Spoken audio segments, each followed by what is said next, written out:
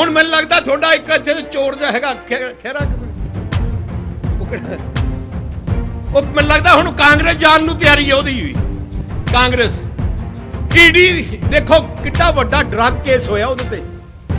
ਆਈ ਖਹਿਰਾ ਜਿਹੜਾ ਇੰਨਾ ਰੋਜ਼ ਟੀਵੀ ਤੇ ਆਉਂਦਾ ਸੀ, ਜਿਹੜਾ ਜ਼ਿਆਦਾ ਬੋਲਦਾ ਨਾ ਫਸ ਹੋ ਹੀ ਜਾਂਦਾ। ਰੋਜ਼ ਲੋਕਾਂ ਨੂੰ ਕਹਿੰਦਾ ਸੀ, ਉਲਟ ਬੋਲਦਾ ਸੀ। ਆਪ ਡਰੱਗ ਕੇਸ ਚ ਫਾਜ਼ਿਲਕਾ ਫਸ ਗਿਆ, ਈਡੀ ਦੇ ਜਾਲੀ ਪਾਸਪੋਰਟ ਬਣਾਉਣ ਚ ਫਸ ਗਿਆ। ਆ ਸਾਰੇ ਲੋਕ ਇਹ ਜਿਹੇ ਹੀ ਹੈ। ਵਿਚਾਰ ਨੇ ਕਿਉਂਕਿ ਮੇਰੇ ਥੋੜੇ ਜਜ਼ਬਾਤਾਂ ਨੂੰ ਠੇਸ ਪਹੁੰਚੀ ਹੈ। ਇਦਾਂ ਤੁਸੀਂ ਉੱਠ ਕੇ ਕਿਸੇ ਨੂੰ ਚੋਰ ਕਹਿ ਦਿਓ, ਬਦਮਾਸ਼ ਕਹਿ ਦਿਓ। ਮੈਂ ਇਲੈਕਟਿਡ ਰਿਪਰੈਜ਼ੈਂਟੇਟਿਵ ਹਾਂ। ਮੈਨੂੰ ਪੰਜਾਬ ਤੇ ਮੈਨੂੰ ਭੁਲੱਥ ਦੇ ਲੋਕਾਂ ਨੇ 1.5 ਲੱਖ ਵੋਟਰ ਨੇ ਚੁਣ ਕੇ ਅਸੈਂਬਲੀ 'ਚ, ਉਸੇ ਅਸੈਂਬਲੀ 'ਚ ਭੇਜਿਆ ਜਿੱਥੇ ਤੇਰਾ ਸਾਲਾ ਮੈਂਬਰ ਹੈ ਜਾਂ ਜਿੱਥੇ ਪਹਿਲਾਂ ਤੂੰ ਆਪ ਸੀਗਾ। ਔਰ ਮੈਂ ਲੀਡਰ ਆਫ ਆਪੋਜੀਸ਼ਨ ਰਿਹਾ ਹਾਂ। ਮੈਂ ਬਤੌਰ ਲੀਡਰ ਆਫ ਆਪੋਜੀਸ਼ਨ ਤੇਰੇ ਵਰਗੇ ਸਾਰੇ ਚੋਰਾਂ ਤੇ ਗੁਨਾਹਗਾਰਾਂ ਦੇ ਖਿਲਾਫ ਵੱਡਾ ਕੈਂਪੇਨ ਚਲਾਇਆ ਸੀਗਾ, ਜਿਹਦੇ ਕਰਕੇ ਤੈਨੂੰ ਦੁੱਖ ਹੁੰਦਾ ਵਾ। ਇਸ ਲਈ ਮੇਰੇ ਅੱਜ ਵਿਚਾਰ ਇਹ ਹਨ। ਅਗਲੀ ਵਾਰ ਬੋਲੇਗਾ ਸੋਚ ਸਮਝ ਕੇ ਬੋਲਣਾ, ਜੇ ਬੋਲੇਗਾ ਤੇ ਉਹਦਾ ਜਵਾਬ ਤੈਨੂੰ ਇਹਦੇ ਨਾਲ ਵੀ ਕਰਨਾ ਮੈਂ ਅਵਸ਼ ਦਊਂਗਾ।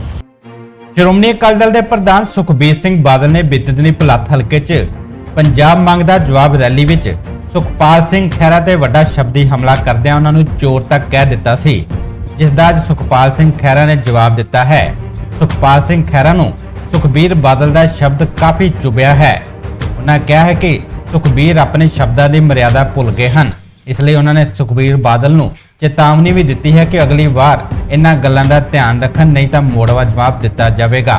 ਹਾਲਾਂਕਿ ਸੁਖਪਾਲ ਸਿੰਘ ਖਹਿਰਾ ਨੇ ਅੱਜ ਆਪਣੇ ਫੇਸਬੁੱਕ ਪੇਜ ਤੇ ਲਾਈਵ ਹੋ ਕੇ ਸੁਖਬੀਰ ਬਾਦਲ ਅਤੇ ਬਿਕਰਮ ਸਿੰਘ ਮਜੀਠੀਆ ਨੂੰ ਕਈ ਖਰੀਆਂ ਗੱਲਾਂ ਸੁਣਾ ਵੀ ਦਿੱਤੀਆਂ ਹਨ।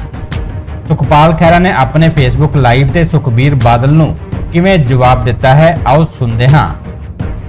ਦੋਸਤੋ, ਅੱਜ ਮੈਂ ਤੁਹਾਡੇ ਨਾਲ ਵਿਚਾਰ ਸਾਂਝੇ ਕਰਨੇ ਨੇ। ਜਿਹੜਾ ਕੱਲ ਸੁਖਬੀਰ ਸਿੰਘ ਬਾਦਲ ਭੁਲੱਥ ਵਿਖੇ ਉਹਨਾਂ ਨੇ ਇੱਕ ਰੈਲੀ ਜੀ ਕਰਦੇ ਫਿਰਦੇ ਨੇ ਸਾਰੇ ਪੰਜਾਬ 'ਚ, ਜਵਾਬ ਮੰਗਦਾ ਹੈ ਪੰਜਾਬ। ਪਹਿਲਾਂ ਤਾਂ ਇਹਨਾਂ ਨੂੰ ਜਵਾਬ ਦੇਣਾ ਚਾਹੀਦਾ ਜਿਹੜਾ ਇਹਨਾਂ ਨੇ 10 ਸਾਲ ਪਹਿਲਾਂ ਲਗਾਤਾਰ ਲੁੱਟ ਖਸੁੱਟ ਕੀਤੀ, ਔਰ ਉਸ ਤੋਂ ਪਹਿਲਾਂ ਜਿਹੜੀ 5 ਸਾਲ ਇਹਦੇ ਪਿਤਾ ਨੇ ਰੱਜ ਕੇ ਪੰਜਾਬ ਨੂੰ ਦੋਨਾਂ ਹੱਥਾਂ ਨਾਲ ਲੁੱਟਿਆ ਨੇ, ਬਲਾਤਕਾਰ ਕੀਤਾ। ਉਹ ਮੈਂ ਤੁਹਾਡੇ ਨਾਲ ਚਰਚਾ ਬਾਅਦ 'ਚ ਕਰਦਾ। ਪਰ ਜਿਹੜਾ ਇਸ ਨੇ ਮੇਰੇ ਮੁਤਲਕ ਅਪਸ਼ਬਦ ਬੋਲੇ, ਅਪਮਾਨਜਨਕ ਸ਼ਬਦਾਵਲੀ ਜਿਹੜੀ ਬੋਲੀ ਆ, ਉਹਦੇ ਬਾਰੇ ਤੁਹਾਡੇ ਨਾਲ ਵਿਚਾਰ ਸਾਂਝੇ ਕਰਨਾ ਚਾਹਣਾ। ਮੈਨੂੰ ਇਹ ਇੱਥੇ ਸਟੇਜ ਤੋਂ ਪਬਲਿਕ ਦੀ ਹਾਜ਼ਰੀ 'ਚ ਕਹਿ ਕੇ ਗਿਆ ਕਿ ਇੱਥੇ ਇੱਕ ਚੋਰ ਫਿਰਦਾ ਖਹਿਰਾ। ਦੋਸਤੋ, ਮੈਂ ਪਹਿਲੀ ਗੱਲ ਤਾਂ ਇਹ ਸੁਖਬੀਰ ਨੂੰ ਕਹਿਣਾ ਚਾਹੁੰਦਾ ਵਾਂ ਕਿ ਜਦੋਂ ਬੰਦਾ ਆਪ ਚੋਰ ਹੁੰਦਾ ਨਾ, ਝੂਠਾ ਬੇਈਮਾਨ, ਉਦੋਂ ਨੂੰ ਬਾਕੀ ਸਾਰੀ ਦੁਨੀਆ ਵੀ ਚੋਰ ਨਜ਼ਰ ਆਉਂਦੀ ਆ। ਜੇ ਮੈਂ ਪਹਿਲਾਂ ਸੁਖਬੀਰ ਨੂੰ ਪੁੱਛਾਂ ਕਿ ਤੁਸੀਂ ਕਿਸੇ ਤੇ ਉਂਗਲ ਚੱਕਣ ਤੋਂ ਪਹਿਲਾਂ ਕੀ ਤੁਸੀਂ ਦੱਸ ਸਕਦੇ ਹੋ ਕਿ ਤੁਸੀਂ ਪਿਛਲੇ ਕਈ ਦਹਾਕਿਆਂ ਤੋਂ ਆ ਜਿਹੜੇ ਤੁਸੀਂ 7 ਸਿਤਾਰੇ ਹੋਟਲ ਬਣਾਏ ਨੇ ਵੱਡੇ ਵੱਡੇ, ਸੈਂਕੜੇ ਕਰੋੜਾਂ ਰੁਪਏ ਦੇ, ਆ ਜਿਹੜੀਆਂ ਬੱਸਾਂ ਦੀਆਂ ਵੱਡੀਆਂ ਸੈਂਕੜੇ ਬੱਸਾਂ ਦੀ ਕੰਪਨੀਆਂ ਬਣਾਈਆਂ ਨੇ, ਤੁਹਾਡੇ ਸਾਰੇ ਸੂਬਿਆਂ ਵਿੱਚ ਫਾਰਮ ਹਾਊਸ ਨੇ, ਕਿਤੇ ਹਰਿਆਣੇ 'ਚ, ਰਾਜਸਥਾਨ ਤੇ ਪੰਜਾਬ 'ਚ, ਤੁਹਾਡੀ ਦੇਸ਼ਾਂ ਵਿਦੇਸ਼ਾਂ ਵਿੱਚ ਪ੍ਰਾਪਰਟੀ ਆ। ਤੁਹਾਡਾ ਜਿਹੜਾ 9 ਸੈਕਟਰ ਚੰਡੀਗੜ੍ਹ ਹੈ, ਉੱਥੇ ਫਾਰਮ ਹਾਊਸ ਆ, ਨਾਰਮਲ ਲੋਕਾਂ ਦੀ ਕੋਠੀਆਂ ਹੁੰਦੀਆਂ ਨੇ, ਤੁਹਾਡਾ 1.5 ਕਿੱਲੇ ਦਾ ਫਾਰਮ ਹਾਊਸ ਆ। ਸਾਰੀ ਦੁਨੀਆ ਤੁਹਾਡੇ ਕਰਪਟ ਮੈਥਡੋਲੋਜੀ ਨੂੰ ਜਾਣਦੀ ਆ। ਇੱਥੇ ਹੀ ਬਸ ਨਹੀਂ, ਕਰਪਸ਼ਨ ਕਰਨਾ ਇੱਕ ਅਲੱਗ ਗੱਲ ਹੈ, ਪਰ ਜੋ ਤੁਸੀਂ ਆਪਣੇ ਧਰਮ ਦੇ ਨਾਲ ਤੁਸੀਂ ਬੇਈਮਾਨੀ ਕੀਤੀ ਆ, ਅਖੌਤੀ ਅਕਾਲੀ ਦਲ ਦਾ ਪ੍ਰਧਾਨ ਬਣ ਕੇ ਜੋ ਤੁਸੀਂ ਖਿਲਵਾੜ ਕੀਤਾ ਨਾ ਅਕਾਲ ਤਖਤ ਸਾਹਿਬ ਦੇ ਨਾਲ, SGPC ਦੇ ਨਾਲ, ਉਹ ਤੁਹਾਨੂੰ ਸਾਰੀ ਜ਼ਿੰਦਗੀ ਕਦੀ ਉਸ ਵਾਹਿਗੁਰੂ ਤੋਂ ਮਾਫੀ ਨਹੀਂ ਮਿਲਣੀ। ਤੁਹਾਡੇ ਰਾਜ ਵਿੱਚ ਗੁਰੂ ਗ੍ਰੰਥ ਸਾਹਿਬ ਦੀਆਂ ਬੇਅਦਬੀਆਂ ਹੋਈਆਂ, ਤੁਹਾਨੂੰ ਸਭ ਪਤਾ ਸੀਗਾ ਕਿ ਬੇਅਦਬੀਆਂ ਕਰਨ ਵਾਲੇ ਕੌਣ ਨੇ, ਕਿਹੜੇ ਡੇਰੇ ਵਾਲਿਆਂ ਨੇ ਪਲਾਨ ਕੀਤਾ, ਕਿਸ ਤਰ੍ਹਾਂ ਉਹਨਾਂ ਨੇ ਉਸ ਨੂੰ ਅੰਜਾਮ ਦਿੱਤਾ, ਤੈਨੂੰ ਸਭ ਪਤਾ ਸੀਗਾ। ਪਰ ਤੁਸੀਂ ਜਾਣਬੁੱਝ ਕੇ ਵੋਟਾਂ ਦੀ ਖਾਤਰ ਅੱਖਾਂ ਮੀਟ ਕੇ ਰੱਖੀਆਂ। ਇੱਥੇ ਬਸ ਨਹੀਂ, ਤੁਹਾਡੇ ਜਿਹੜਾ ਪੁਲਿਸ ਦਾ DGP ਜਿਹੜਾ ਤੁਸੀਂ ਲਾਇਆ ਸੀ, ਇਨਕਾਊਂਟਰ ਸਪੈਸ਼ਲਿਸਟ ਸੁਮੇਧ ਸਿੰਘ ਸੈਣੀ, ਉਹਦਾ ਕਹਿੰਦੇ ਅਸੀਂ ਪੰਥਕ ਸਰਕਾਰ ਹੈ। ਜਿਸ ਬੰਦੇ ਨੇ ਸਿੱਖਾਂ ਨੂੰ ਝੂਠੇ ਪੁਲਿਸ ਮੁਕਾਬਲਿਆਂ ਵਿੱਚ ਮਾਰਿਆ ਸੀਗਾ, ਤੁਹਾਨੂੰ ਸ਼ਰਮ ਨਹੀਂ ਆਈ? ਤੁਸੀਂ ਉਸ ਨੂੰ DGP ਲਾਇਆ ਪੰਜਾਬ ਦਾ, ਸੁਮੇਧ ਸੈਣੀ ਨੂੰ। ਅੱਜ ਉਹਦੇ ਕਤਲ ਦਾ ਮੁਕੱਦਮਾ ਚੱਲ ਰਿਹਾ ਵਾ, ਔਰ ਉਸ ਆਦਮੀ ਦੇ ਜ਼ਰੀਏ ਤੁਸੀਂ ਬਹਿਬਲ ਕਲਾਂ ਦੇ ਵਿੱਚ 2 ਬੇਕਸੂਰ ਸਿੱਖ ਨੌਜਵਾਨਾਂ ਨੂੰ ਉੱਥੇ ਉਹਨਾਂ ਨੂੰ ਗੋਲੀ ਮਾਰ ਕੇ ਉਹਨਾਂ ਦੀ ਹੱਤਿਆ ਕਰਵਾਈ ਆ। ਤੁਸੀਂ ਹਥਿਆਰੇ ਹੋ। ਇੱਕ ਆਦਮੀ ਤੇ ਇਲਜ਼ਾਮ ਲਾਉਣਾ ਕਿ ਚੋਰ ਕਹਿਣਾ ਉਹ ਗੱਲ ਲੱਗ ਗਿਆ। ਇੱਕ ਹੈਗਾ ਕਿ ਤੁਹਾਡੇ ਆਪਣੇ ਹੱਥ ਸਾਰੇ ਖੂਨ ਨਾਲ ਰੰਗੇ ਹੋਏ ਨੇ ਮੇਰੇ ਵੀਰੋ, ਇਹਨਾਂ ਦੇ ਇਹ ਸੁਖਬੀਰ ਬਾਦਲ ਵਗੈਰਾ ਦੇ। ਔਰ ਜਿਹੜਾ ਮੈਂ ਕਹਿਣਾ ਚਾਹੁੰਦਾ ਕਿ ਡੇਰਾ ਸੱਚਾ ਸੌਦਾ ਦੇ ਮੁਖੀ ਨੂੰ ਤੁਸੀਂ ਅਕਾਲ ਤਖਤ ਸਾਹਿਬ ਵਰਗੀ ਇੱਕ ਮਹਾਨ ਸੰਸਥਾ ਦਾ ਦੁਰਉਪਯੋਗ ਕਰਕੇ ਉਹਨੂੰ ਮਾਫੀਨਾਮਾ ਦਵਾਇਆ, ਫਿਰ ਕਾਇਰਾਂ ਦੀ ਤਰ੍ਹਾਂ ਡਰ ਕੇ ਉਹ ਮਾਫੀਨਾਮਾ ਵਾਪਸ ਲਿਆ।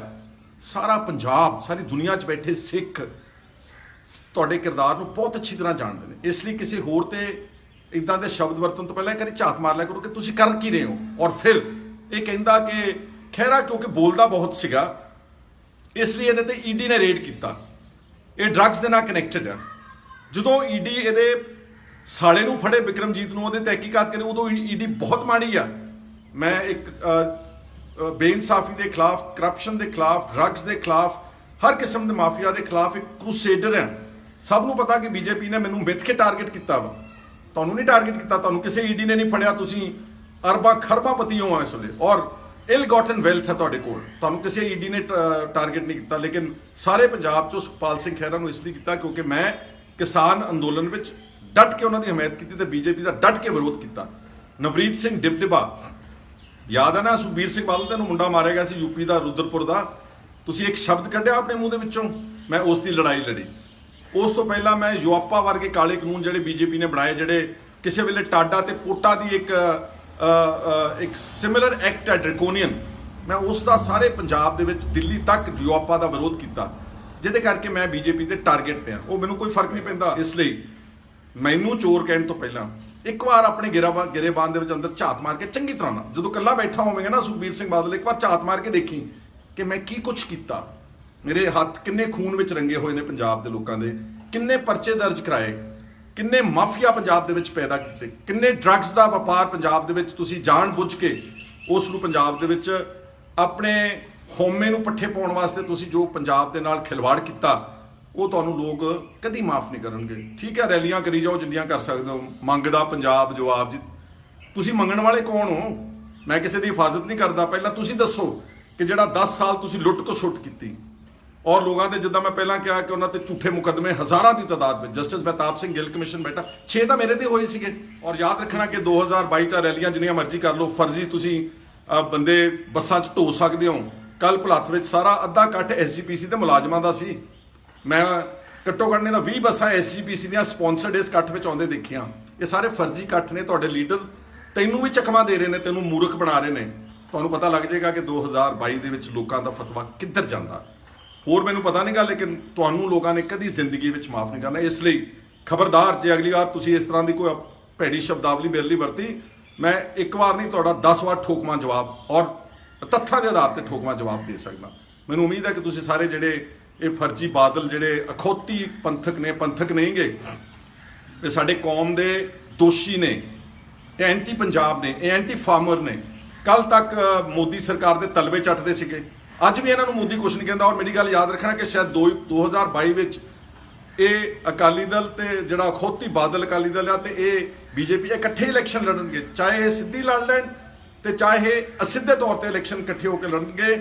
ਤਾਂ ਹੀ ਉਹ ਇੱਕ ਦੂਜੇ ਦੇ ਖਿਲਾਫ ਨਰਮ ਭਾਸ਼ਾ ਦੇ ਵਿੱਚ ਬੋਲਦੇ। ਜੇ ਇਹ ਵਾਕਈ ਦੁਸ਼ਮਣ ਸੀ ਮੋਦੀ ਦਾ, ਤੇ ਫਿਰ ਈਡੀ ਦਾ ਕੇਸ ਖਹਿਰੇ ਤੇ ਨਹੀਂ ਬਣਨਾ ਚਾਹੀਦਾ ਸੀਗਾ। ਇਸ ਸੁਖਬੀਰ ਬਾਦਲ, ਜਿਹੜਾ ਜਿਹਨੂੰ ਲੋਕ ਗੱਪੀ ਵੀ ਕਹਿੰਦੇ ਨੇ, ਜਿਹਨੂੰ ਝੂਠਾ ਵੀ ਕਹਿੰਦੇ ਨੇ, ਜਿਹਨੂੰ ਬੇਈਮਾਨ ਵੀ ਕਹਿੰਦੇ ਨੇ, ਇਹਦੇ ਤੇ ਬਣਨਾ ਚਾਹੀਦਾ ਸੀ। ਉਮੀਦ ਹੈ ਕਿ ਤੁਹਾਨੂੰ ਮੇਰੇ ਜਿਹੜੇ ਵਿਚਾਰ ਨੇ, ਕਿਉਂਕਿ ਮੇਰੇ ਥੋੜੇ ਜਜ਼ਬਾਤਾਂ ਨੂੰ ਠੇਸ ਪਹੁੰਚੀ। ਏਦਾਂ ਤੁਸੀਂ ਉੱਠ ਕੇ ਕਿਸੇ ਨੂੰ ਚੋਰ ਕਹਿ ਦਿਓ, ਬਦਮਾਸ਼ ਕਹਿ ਦਿਓ। ਮੈਂ ਇਲੈਕਟਿਡ ਰਿਪਰੈਜ਼ੈਂਟੇਟਿਵ ਹਾਂ।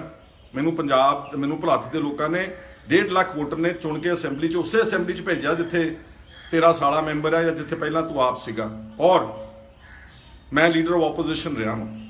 ਮੈਂ ਬਤੌਰ ਲੀਡਰ ਆਫ ਆਪੋਜੀਸ਼ਨ ਤੇਰੇ ਵਰਗੇ ਸਾਰੇ ਚੋਰਾਂ ਤੇ ਗੁਨਾਹਗਾਰਾਂ ਦੇ ਖਿਲਾਫ ਵੱਡਾ ਕੈਂਪੇਨ ਚਲਾਇਆ ਸੀਗਾ, ਜਿਹਦੇ ਕਰਕੇ ਤੈਨੂੰ ਦੁੱਖ ਹੁੰਦਾ ਵਾ।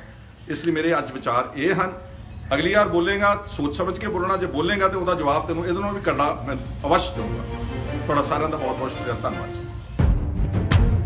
Bureau report, Punjab today.